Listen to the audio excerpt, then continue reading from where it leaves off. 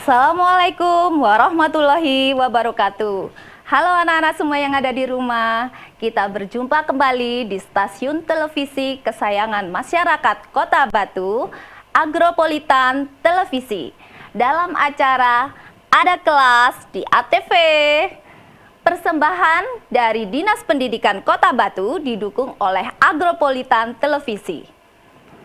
Nah, pada kesempatan kali ini kita akan belajar bersama dengan saya, Ibu Ade Kirana Aryani, atau bisa dipanggil dengan Bu Ade dari SMP Negeri 2 Batu.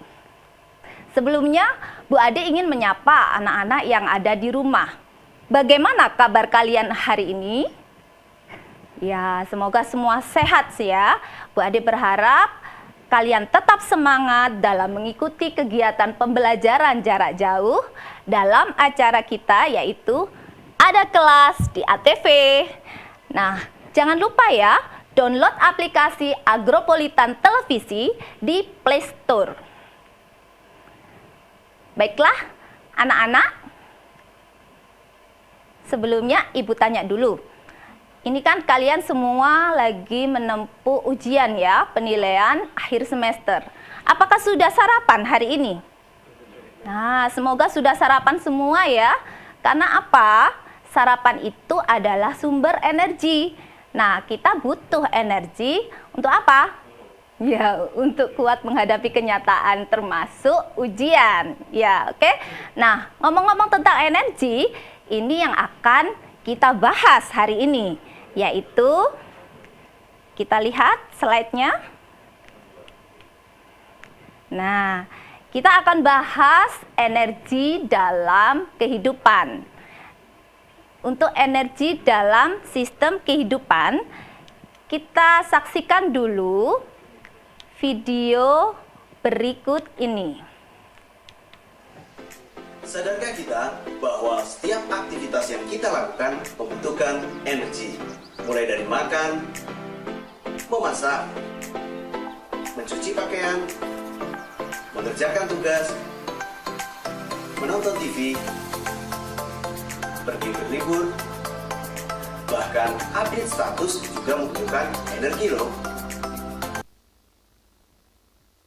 Nah, ternyata untuk melakukan kegiatan sehari-hari kita butuh energi. Nah, bahkan kalian siapa yang di rumah sering update status, nah itu juga butuh energi loh. Makanya di sini kita akan bahas tentang energi. Nah, kompetensi dasar dari pembelajaran kita kali ini ada dua ya. Yang 3.6 ini menganalisis konsep energi, berbagai sumber energi, perubahan bentuk energi dalam kehidupan sehari-hari termasuk fotosintesis.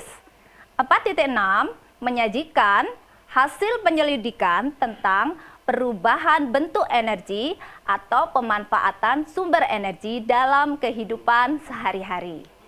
Nah, tujuan pembelajaran kita kali ini yang pertama, melalui ilustrasi berbagai aktivitas manusia dalam kehidupan sehari-hari yang terkait dengan penggunaan energi, peserta didik dapat menjelaskan konsep, sumber, dan bentuk energi dengan tepat.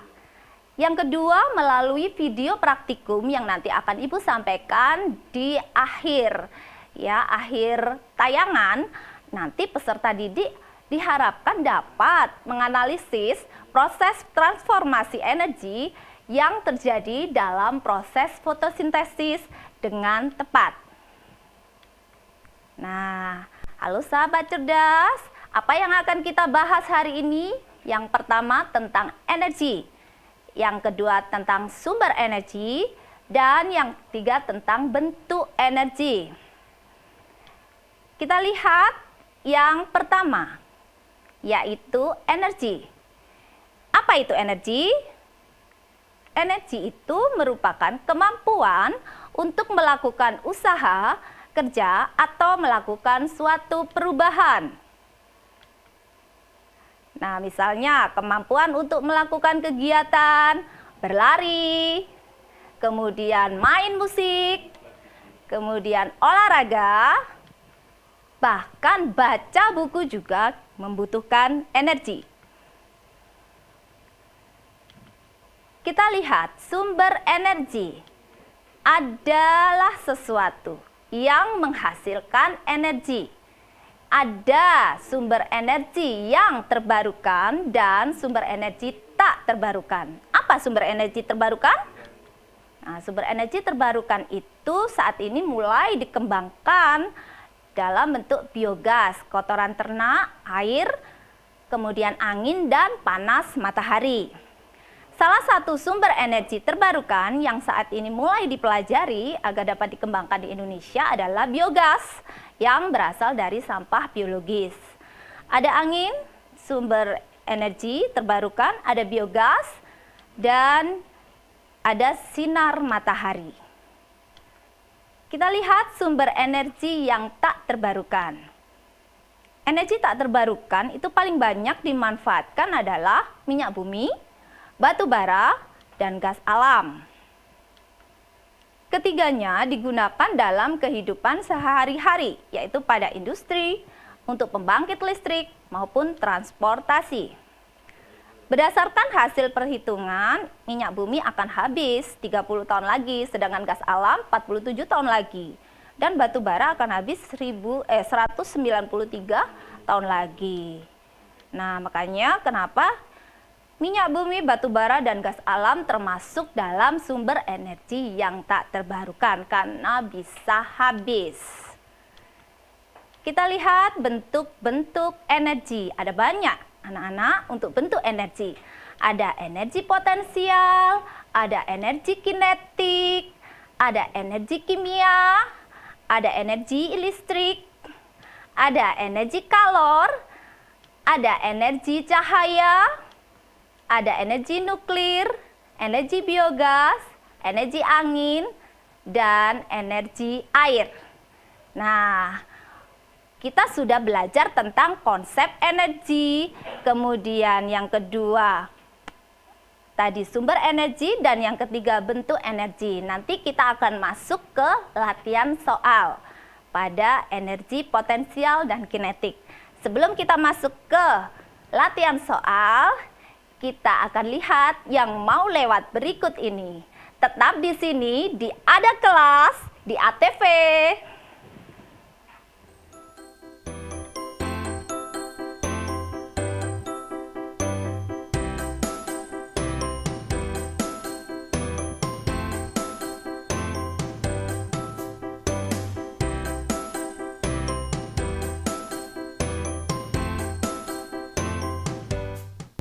Hidup 100%, sadar sehat, produktif, dan bahagia. Hidup 100% merupakan transisi citra BNN sebagai garda utama pencegahan dan pemberantasan narkoba dengan mengubah pola pikir otoritatif menjadi aspiratif, beku menjadi hangat, dan kaku menjadi fleksibel. Sadar akan internal diri dan lebih peka dengan sekitar, sehat dimulai dari bagian terkecil, pola makan, pola tidur, dan pola hidup yang baik. Produktif dalam segala aktivitas, karya, dan inovatif. Hidup 100% menjadi pilihan untuk mencapai kebahagiaan. Tinggalin yang setengah-setengah. Satukan tekad, lawan penyalahgunaan narkoba. Hidup 100% sadar, sehat, produktif, dan bahagia. Stop narkoba. Waktunya hidup 100%.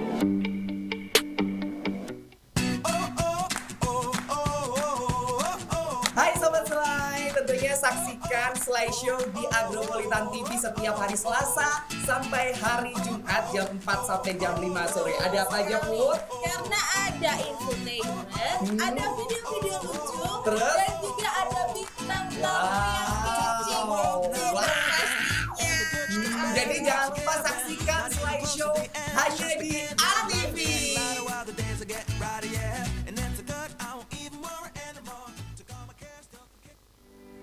Apa saja yang harus dilakukan kalau kita menjalani isolasi mandiri?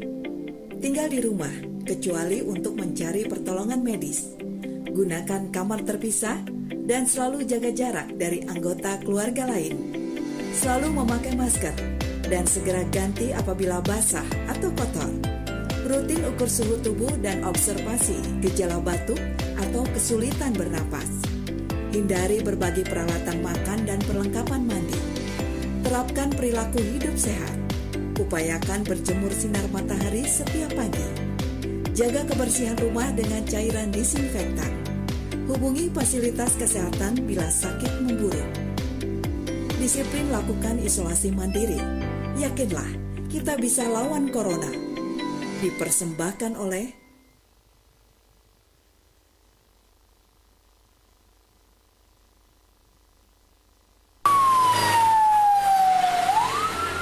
Dinas Penanggulangan Kebakaran Pemerintah Kota Batu mengajak kepada warga Kota Batu untuk bersama-sama melakukan pencegahan bahaya kebakaran sedini mungkin, karena bencana kebakaran datang secara tiba-tiba dengan berbagai faktor. Dengan petugas profesional yang siap selama 24 jam penuh dan didukung peralatan yang lengkap, Dinas Penanggulangan Kebakaran Pemerintah Kota Batu memiliki tanggung jawab dalam pencegahan kebakaran, penyelamatan, dan pemadaman kebakaran dengan menghubungi call center 0341 512 111. Mari bersama kami padamkan api demi keselamatan nyawa dan harta benda kita semua.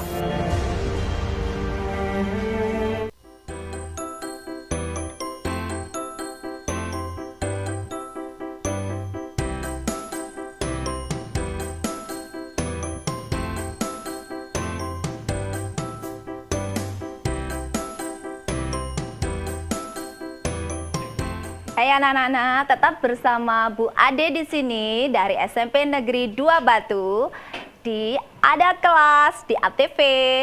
Kita lanjutkan ya pembahasan yang tadi. Tadi kita telah mempelajari tentang konsep energi. Terus apa lagi? Iya, ada sumber-sumber energi dan bentuk-bentuk energi. Nah, kita masuk ke latihan soal ya untuk yang bentuk-bentuk energi. Tadi bentuk-bentuk energi ada energi potensial. Nah, apa itu energi potensial? Energi potensial itu energi yang dimiliki oleh suatu benda akibat posisi atau kedudukannya.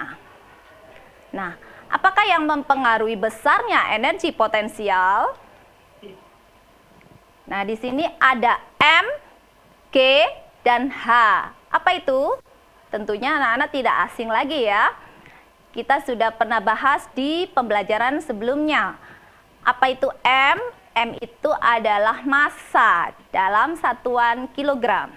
Kemudian G adalah percepatan gravitasi bumi dalam satuan meter per sekon kuadrat. Nah, kalau di soal nanti tidak diketahui G-nya, bisa kalian gunakan 9,8 meter per sekon kuadrat atau 10 meter per sekon kuadrat. Nah, H itu adalah ketinggian dalam satuan meter. Nah, ini adalah gambar dari contoh energi potensial, di mana bola diam di atas bukit. Jadi benda itu diam, itu memiliki energi potensial terbesarnya. Kita masuk ke contoh soal. Coba perhatikan, sebuah benda masanya 5 kg, berada pada ketinggian 2 meter. Jika percepatan gravitasi bumi adalah 10 meter per sekon kuadrat, maka energi potensial benda itu adalah, silakan, sudah ketemu? Nah, kita bahas ya. Diketahui soal M sama dengan 5 kg, H sama dengan 2 meter, G sama dengan 10 meter per sekon kuadrat. Ditanya, EP, apa itu EP? Energi potensial. Berapa besarnya? Dalam satuan Joule. Kita gunakan rumus yang tadi, EP sama dengan M kali G kali H. Masukkan angkanya, EP sama dengan 5 kali 10 kali 2. EP sama dengan 100 Joule. Nah, kita ketemu ya. Jadi, energi potensial benda itu adalah 100 Joule. Apa benar hitungan kalian? Iya, semoga benar semua ya. Nah, kita bahas bentuk energi yang lain, yaitu energi kinetik. Apa itu energi kinetik? Yaitu energi yang dimiliki oleh benda yang bergerak. Nah, kita lihat itu ada mobil yang bergerak. Nah, kalau benda bergerak, maka benda tersebut memiliki energi kinetik. Bisa dirumuskan dalam EK sama dengan setengah kali M kali V kuadrat. Keterangannya, EK adalah energi kinetik dalam satuan Joule. M adalah massa dalam satuan kilogram. Sedangkan V adalah kecepatan gerak benda dalam satuan M per S.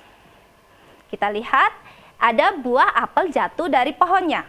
Jika buah apel itu masih ada di pohonnya, maka buah apel itu belum memiliki energi kinetik atau energi kinetiknya sama dengan 0. Sedangkan energi potensialnya adalah maksimal. Namun jika buah apel itu jatuh dari pohonnya, dia bergerak turun ke permukaan tanah, maka energi kinetiknya bertambah sampai mencapai maksimal saat berada di atas permukaan tanah. Nah, ini kita lihat contoh soalnya. Mobil Raka bermassa 500 kg, bergerak dengan kecepatan 10 meter per sekon. Berapa energi kinetiknya? Silakan. Sudah ketemu jawabannya? Nah, kita bahas ya. Diketahui M-nya sama dengan 500 kg. V sama dengan 10 meter per sekon. Ditanya, EK sama dengan berapa Joule? Jawab, EK kita masukkan ke rumus setengah kali M kali V kuadrat. Sama dengan setengah kali 500 kali 10 kuadrat.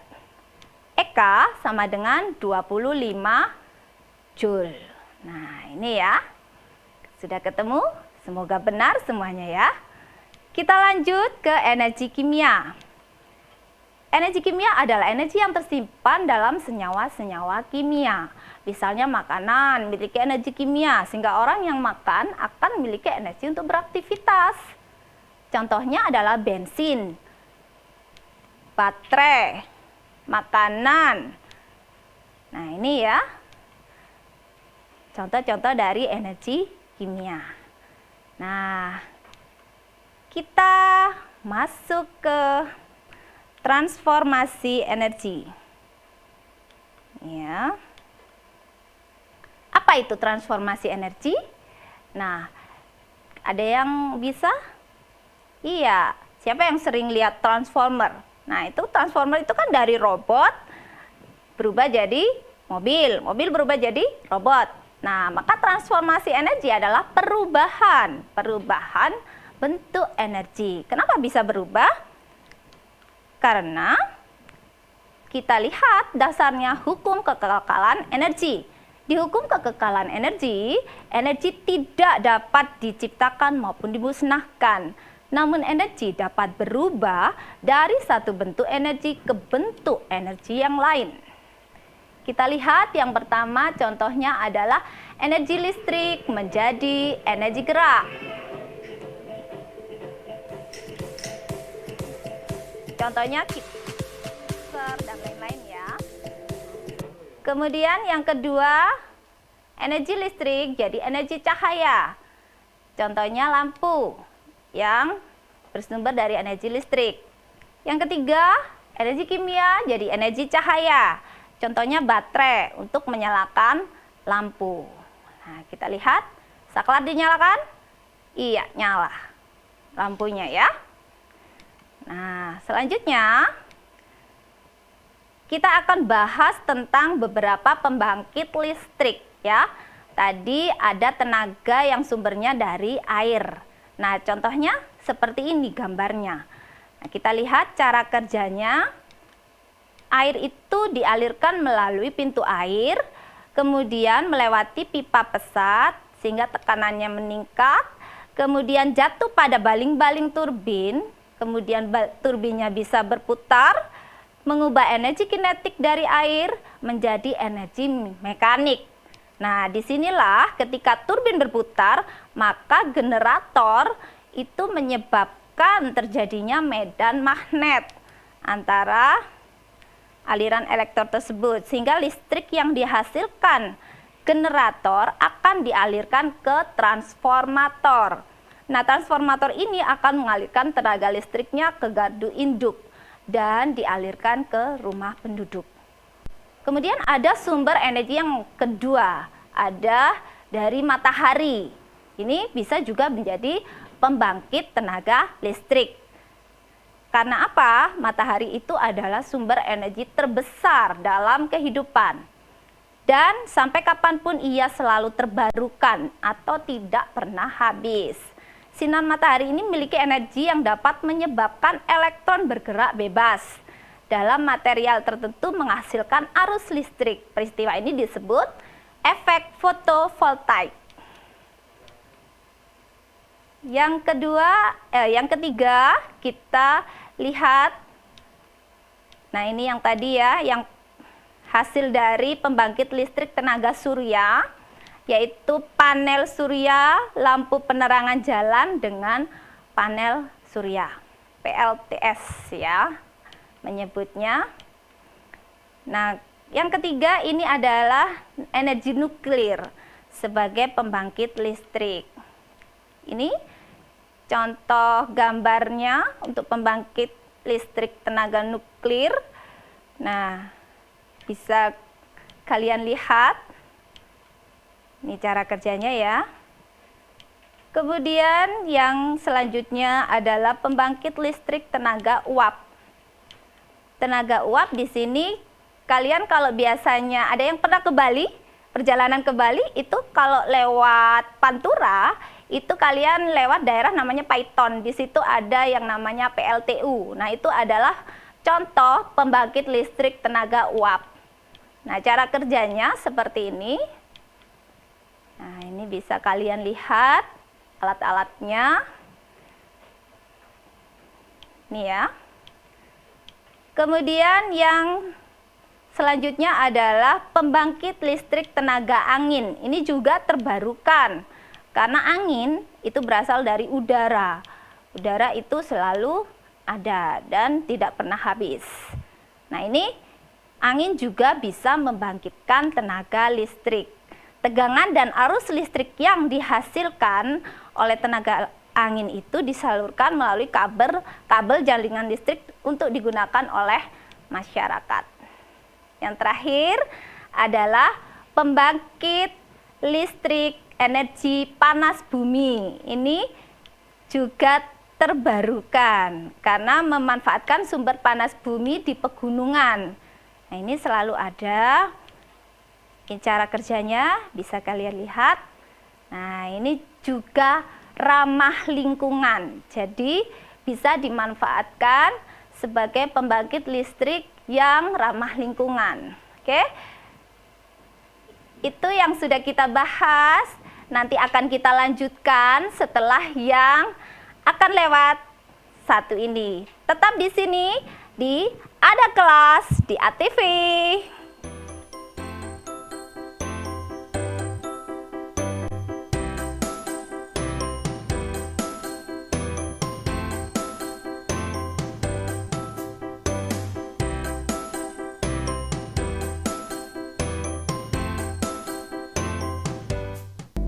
Hidup 100%, sadar sehat, produktif, dan bahagia.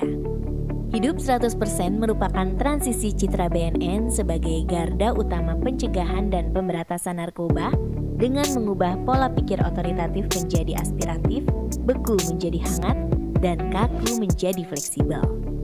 Sadar akan internal diri dan lebih peka dengan sekitar, sehat dimulai dari bagian terkecil, pola makan, pola tidur, dan pola hidup yang baik. Produktif dalam segala aktivitas, karya, dan inovatif. Hidup 100% menjadi pilihan untuk mencapai kebahagiaan. Tinggalin yang setengah-setengah. Satukan tekad lawan penyalahgunaan narkoba. Hidup 100% sadar, sehat, produktif, dan bahagia. Stop narkoba. Waktunya hidup 100%. Etika batuk dan bersin.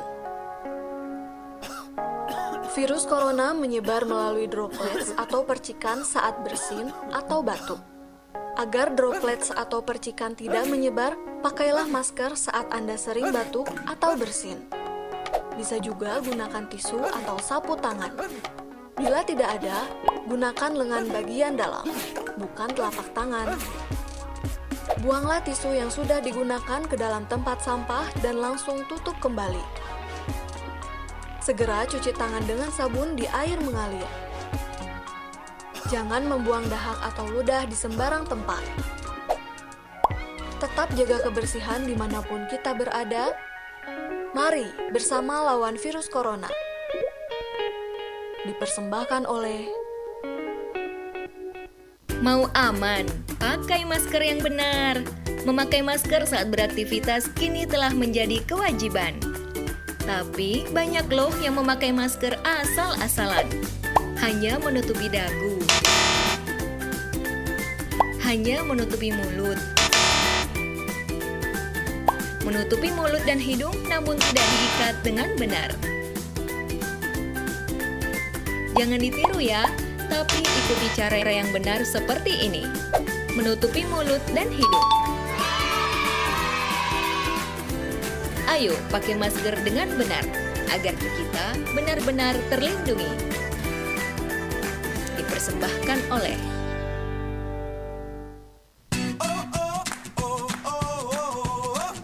Hai Sobat Selai, tentunya saksikan Selai Show di Agropolitan TV setiap hari Selasa sampai hari Jumat jam 4 sampai jam 5 sore. Ada apa aja, Put? Karena ada infotainment, ada video-video lucu, Terus? dan juga ada bintang tamu yang kecil-kecil pastinya. Jadi jangan lupa saksikan Selai Show hanya di ATV.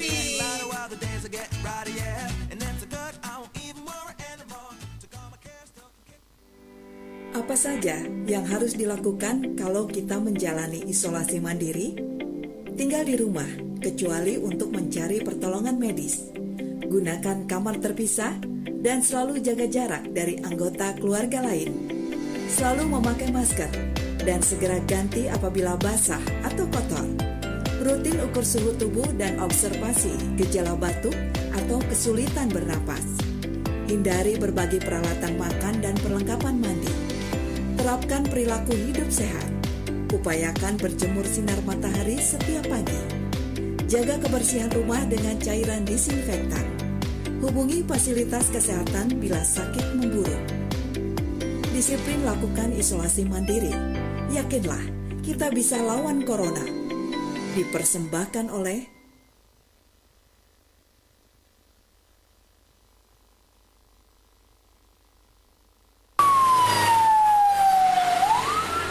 Dinas Penanggulangan Kebakaran Pemerintah Kota Batu mengajak kepada warga Kota Batu untuk bersama-sama melakukan pencegahan bahaya kebakaran sedini mungkin karena bencana kebakaran datang secara tiba-tiba dengan berbagai faktor. Dengan petugas profesional yang siap selama 24 jam penuh dan didukung peralatan yang lengkap, Dinas Penanggulangan Kebakaran Pemerintah Kota Batu memiliki tanggung jawab dalam pencegahan kebakaran, penyelamatan, dan pemadaman kebakaran dengan menghubungi call center 0341 512 111. Mari bersama kami padamkan api demi keselamatan nyawa dan harta benda kita semua.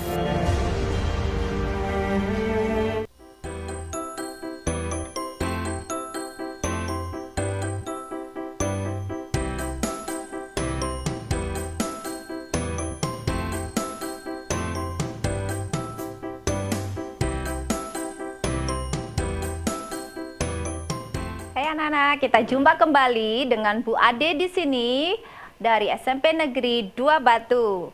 Kita masih dalam acara Ada Kelas di ATV.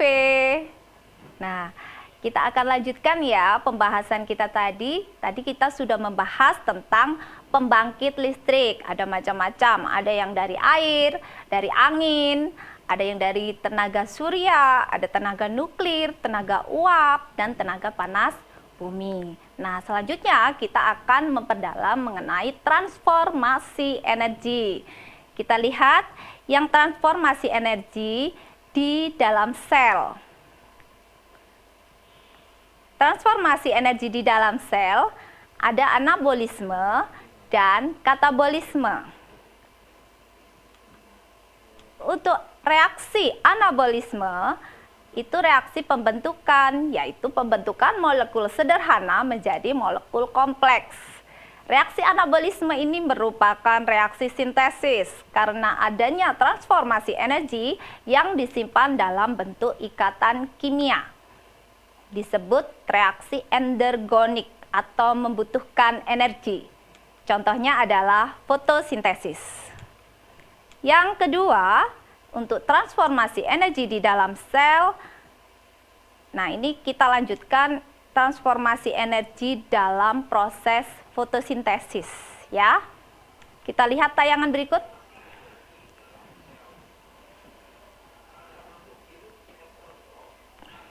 Hidup yang memanfaatkan sumber makanan organik atau makhluk hidup yang tidak mampu mengubah senyawa anorganik menjadi senyawa organik. Energi bersumber dari makanan yang dikonsumsi. Energi ini akan mengalami transformasi mulai dari energi potensial berupa energi kimia makanan menjadi energi panas dan energi kinetik atau gerak dalam aktivitas makhluk hidup tersebut. Transformasi energi tersebut terjadi di dalam organel yang terdapat di dalam sel. Transformasi energi dalam sel terjadi dengan cara sebagai berikut. Transformasi energi oleh klorofil. Klorofil adalah zat hijau daun yang terdapat dalam organel sel tumbuhan yang disebut kloroplas. Klorofil berfungsi dalam fotosintesis. Energi radiasi sinar matahari yang ditangkap oleh klorofil berfungsi melancarkan proses fotosintesis. Proses tersebut digunakan untuk mereaksikan karbon dioksida dan air menjadi glukosa. Selain menjadi energi kimia dalam bentuk glukosa, hasil reaksinya menghasilkan oksigen yang dapat digunakan oleh tumbuhan untuk beraktivitas seperti tumbuh, berkembang, dan bernapas. Jadi, energi radiasi matahari yang berbentuk energi cahaya diubah menjadi energi potensial dan energi kimiawi yang disimpan dalam molekul karbohidrat dan bahan makanan lainnya. Energi ini dimanfaatkan oleh tumbuhan untuk beraktivitas dan juga dimanfaatkan oleh makhluk hidup lain yang mengonsumsi tumbuhan tersebut. Kita sudah lihat tayangan tadi, di situ dapat kita simpulkan bersama bahwa dalam transformasi energi dalam proses fotosintesis itu ada perubahan bentuk energi. Ada yang tahu perubahan bentuk energi apa saja? Iya, energi matahari diubah oleh tumbuhan dalam proses fotosintesis berubah menjadi energi potensial dan energi kimia dalam bentuk glukosa. Nah, dalam tumbuhan itu disimpan untuk dimanfaatkan bagi makhluk hidup yang lainnya, yaitu manusia dan hewan yang makan tumbuhan. Nah, itu ya. Maka kita lanjutkan untuk transformasi energi di dalam sel ini. Ini ya, reaksi fotosintesisnya. Jadi mulai dari H2O, ada yang tahu H2O itu apa? Iya, air ya. H2O ditambah CO2, yaitu air ditambah karbon dioksida dari lingkungan ya. Dengan bantuan sinar matahari dan dilakukan oleh tumbuhan yang berklorofil itu menghasilkan C6H12O6 atau kita sebut glukosa. dan juga menghasilkan O2 atau oksigen. Nah, ini proses fotosintesisnya. Dan di sini terjadi perubahan energi atau transformasi energi yang tadi itu dari energi matahari berubah menjadi energi potensial dan energi kimia. Nah, untuk fotosintesis yang membuktikan bahwa hasil fotosintesis berupa oksigen, ini kita lakukan praktikum ya anak-anak ya. Praktikumnya dinamakan dengan percobaan Ingenhousz. Jadi percobaan Ingenhousz ini bertujuan untuk membuktikan bahwa hasil fotosintesis ini berupa oksigen. Kita lihat tayangannya. Nah, silakan. Percobaan Ingenhousz. Tujuan percobaan Ingenhousz adalah 1. Membuktikan bahwa proses fotosintesis menghasilkan oksigen. 2. Mengetahui faktor-faktor yang mempengaruhi fotosintesis. Alat-alat yang dibutuhkan adalah gelas beker 1000 ml, kawat, lidi, termometer, tabung reaksi, luxmeter jika ada, corong kaca, dan ember atau bak air. Bahan-bahan yang dibutuhkan: tanaman air, kita menggunakan tanaman kara, natrium bikarbonat atau soda kue, es batu, dan air panas. Ikat beberapa potong tanaman air kara dengan benang, jangan terlalu kencang. Pasang ikatan tanaman air tersebut ke dalam corong. Masukkan corong ke dalam beker gelas 1000 ml dengan posisi corong menghadap ke bawah dan digantung menggunakan kawat. Masukkan rangkaian tersebut ke dalam bak berisi air, lalu tutup bagian tangkai corong dengan tabung reaksi. Merangkai perangkat percobaan harus dilakukan di dalam air agar tidak ada gelembung udara di dalam tabung reaksi. Kita buat 5 perangkat rangkaian percobaan. Perangkat A diletakkan di tempat yang terkena cahaya langsung. Perangkat B diletakkan di tempat teduh.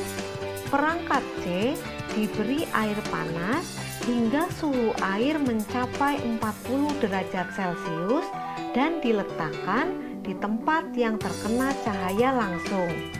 Perangkat D diberi es batu hingga suhu mencapai 10 derajat Celcius dan diletakkan di tempat yang terkena cahaya langsung. Perangkat E diberi 5 gram natrium bikarbonat dan diletakkan di tempat yang terkena cahaya langsung. Catat suhu air pada kelima perangkat percobaan. Perhatikan gelembung-gelembung gas yang bergerak ke atas di dalam tabung reaksi sehingga membentuk rongga udara. Pengamatan dilakukan selama 30 menit. Bandingkan jumlah gelembung gas pada semua perangkat percobaan. Catat datanya ke dalam tabel pengamatan.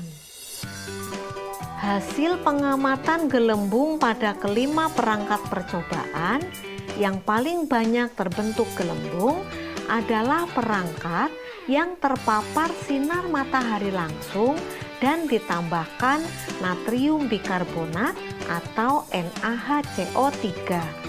Hal ini disebabkan karena NaHCO3 terurai menjadi NaOH dan CO2 sehingga NaHCO3 berperan sebagai sumber karbon dioksida yang digunakan dalam fotosintesis. Kemudian berturut-turut perangkat yang terpapar sinar matahari langsung dan ditambahkan air panas. Lalu perangkat yang terpapar sinar matahari langsung tanpa perlakuan apapun. Kemudian perangkat yang diletakkan di tempat teduh dan yang paling sedikit gelembungnya adalah perangkat yang terpapar sinar matahari langsung dan ditambahkan es batu. Hal ini disebabkan karena penambahan es batu menyebabkan penurunan suhu dan mempengaruhi laju fotosintesis. Untuk membuktikan gas apakah yang terbentuk, kita angkat tabung reaksi dengan hati-hati dan tutup mulut tabung dengan ibu jari. Pada saat mulut tabung dibuka, tes dengan bara api. Ternyata bara api menyala lebih terang. Hal ini menunjukkan bahwa gas yang terbentuk adalah gas oksigen.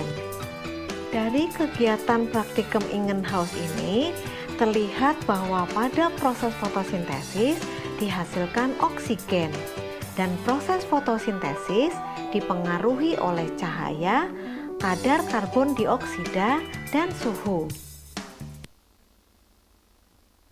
Nah, itu tadi tayangan video praktikum kita ya. Kita tadi sudah menyaksikan bahwa praktikum Ingenhousz itu mencoba tumbuhan dan proses fotosintesis menghasilkan oksigen. Jadi tujuan praktikum tersebut untuk membuktikan bahwa proses fotosintesis itu menghasilkan oksigen. Untuk selanjutnya kita akan lanjutkan setelah yang mau lewat satu ini. Jangan lupa download aplikasi Agropolitan Televisi di Play Store ya anak-anak. Tetap dengan kami di sini, ada kelas di ATV.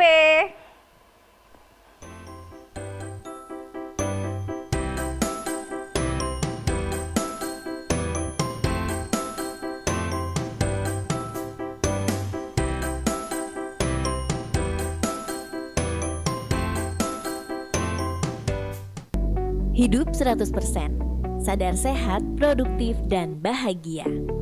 Hidup 100% merupakan transisi citra BNN sebagai garda utama pencegahan dan pemberantasan narkoba dengan mengubah pola pikir otoritatif menjadi aspiratif, beku menjadi hangat, dan kaku menjadi fleksibel.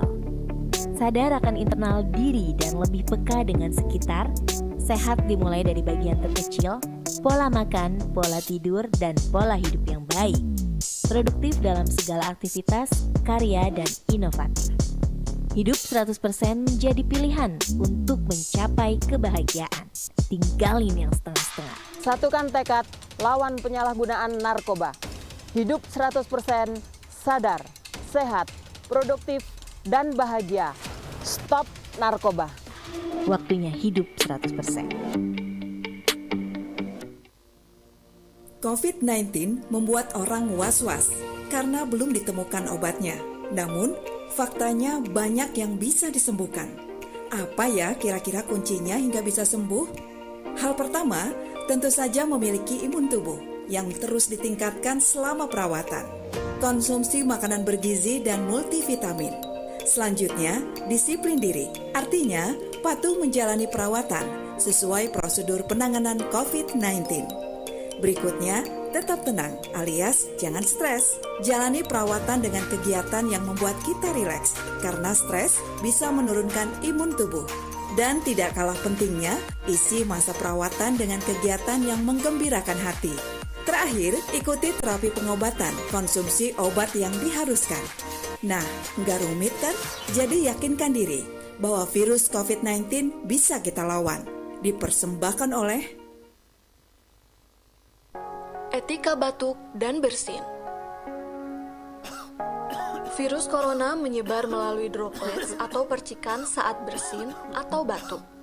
Agar droplets atau percikan tidak menyebar, pakailah masker saat Anda sering batuk atau bersin. Bisa juga gunakan tisu atau sapu tangan. Bila tidak ada, gunakan lengan bagian dalam, bukan telapak tangan. Buanglah tisu yang sudah digunakan ke dalam tempat sampah dan langsung tutup kembali. Segera cuci tangan dengan sabun di air mengalir. Jangan membuang dahak atau ludah di sembarang tempat. Tetap jaga kebersihan dimanapun kita berada. Mari bersama lawan virus corona. Dipersembahkan oleh Mau aman, pakai masker yang benar. Memakai masker saat beraktivitas kini telah menjadi kewajiban. Tapi banyak loh yang memakai masker asal-asalan. Hanya menutupi dagu. Hanya menutupi mulut. Menutupi mulut dan hidung namun tidak diikat dengan benar. Jangan ditiru ya, tapi ikuti cara yang benar seperti ini. Menutupi mulut dan hidung. Ayo pakai masker dengan benar, agar kita benar-benar terlindungi. Dipersembahkan oleh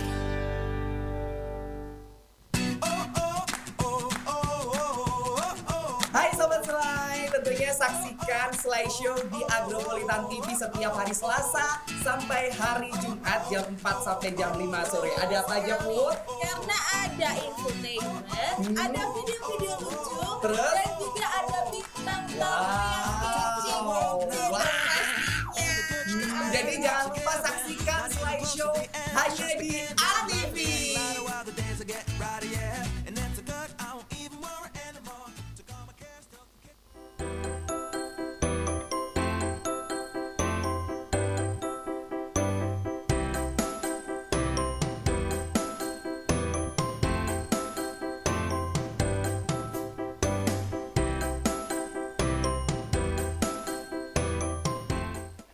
Baik anak-anak, masih bersama Bu Ade di sini.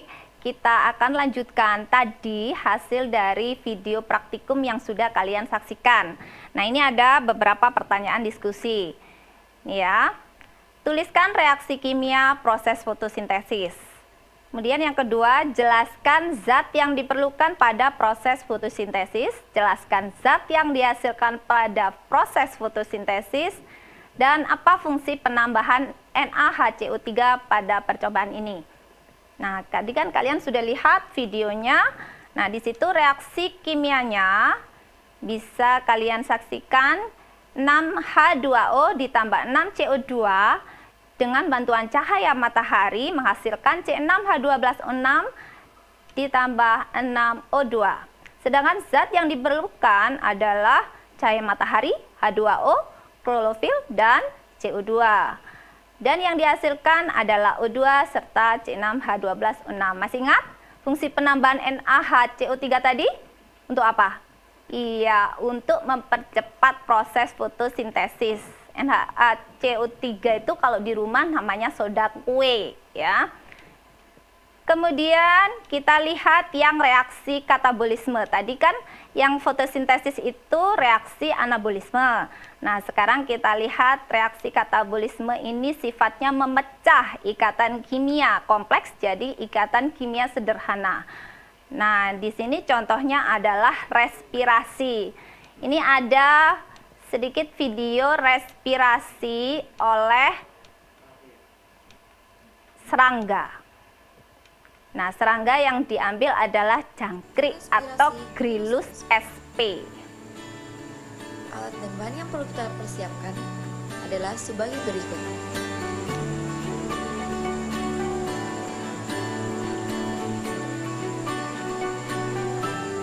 Langkah kerjanya adalah yang pertama, sebanyak 5 ekor Gryllus sp ditimbang dengan satuan berat gram menggunakan neraca analitik. Selanjutnya, menyiapkan kapas yang dibasahi dengan larutan KOH 1%.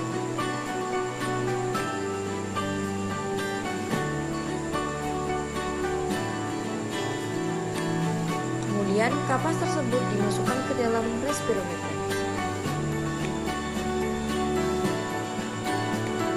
Lalu, Gryllus sp yang telah ditimbang tadi dimasukkan ke dalam tabung respirometer.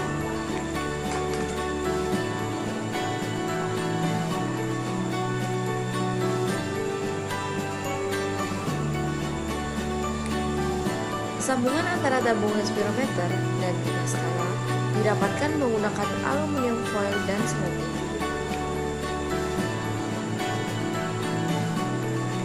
Respirometer disanggah agar posisinya seimbang. Lalu, memasukkan eosin ke dalam pipa skala hingga mencapai skala 0 menggunakan jarum sim. Pergerakan eosin dalam pipa skala diamati selama 5 menit dan mencatat hasilnya. Pergerakan eosin sendiri menandakan adanya pengurangan volume udara dalam respirasi. Udara dihirup oleh virus SP, sedangkan hasil respirasinya akan difiksasi oleh KOH 1%. Sehingga dapat disimpulkan pengurangan volume udara merupakan banyaknya udara yang dihirup oleh rilis SP.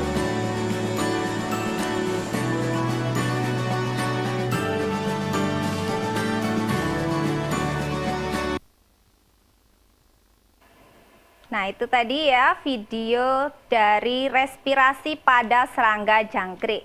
Nah, ini ada beberapa pertanyaan diskusi. Silakan disimak. Apakah fungsi dari kristal KOH atau NaOH? Kemudian, mengapa eosin bergerak menuju ke skala yang lebih besar? Faktor-faktor apa saja yang mempengaruhi respirasi pada serangga? Nah, kalian sudah lihat tadi fungsi dari kristal KOH atau NaOH. Apa fungsinya? Ya, untuk mengikat karbon dioksida sehingga pada saat uji coba serangga menghirup oksigen itu tidak terganggu. Kenapa eosin bergerak menuju skala lebih besar? Karena saat organisme menghirup oksigen terjadi penurunan tekanan gas dalam respirometer sehingga eosin bergerak masuk ke respirometer, sehingga dapat dilihat banyaknya oksigen yang dibutuhkan. Nah, faktor-faktor yang mempengaruhi respirasi pada serangga ada ukuran tubuh, kadar oksigen, dan aktivitas. Nah, kesimpulan yang dapat kita tarik dari pembelajaran hari ini adalah yang pertama konsep energi, kedua sumber energi, ketiga bentuk energi, keempat transformasi energi, dan contoh transformasi energi secara anabolisme, katabolisme, dan pada fotosintesis itu intinya merubah energi cahaya menjadi energi kimia. Baiklah anak-anak, tidak terasa 60 menit kita belajar bersama dalam acara ini. Maka sebelum saya tutup, ada renungan dari pembelajaran kita kali ini, yaitu bayangkan jika Tuhan Yang Maha Esa tidak menciptakan matahari, udara yang mengandung oksigen dan karbon dioksida, maka tidak akan terjadi peristiwa metabolisme pada organisme, sehingga kehidupan tidak akan berjalan dengan baik. Nah, Tuhan Yang Maha Esa, Allah Subhanahu wa Ta'ala, telah mengatur kestabilan energi yang ada di alam dengan cara perubahan wujud atau transformasi energi untuk menjaga keseimbangan alam. Maka sudah sepatutnya kita semua bersyukur. Mari kita mensyukurinya. Tetap jaga kesehatan, ikuti protokol kesehatan, jaga jarak, jauhi kerumunan, pakai masker, dan cuci tangan dengan sabun. Pesan saya, kalian harus tetap jaga semangat belajarnya dan jangan pernah lelah meskipun harus belajar mandiri di rumah. Selain jaga kesehatan, juga jangan lupa bahwa menuntut ilmu tidak ada batasnya, baik itu ruang, waktu, dan usia. Selamat menjalani penilaian akhir semester, semoga diberi kelancaran dan kesuksesan.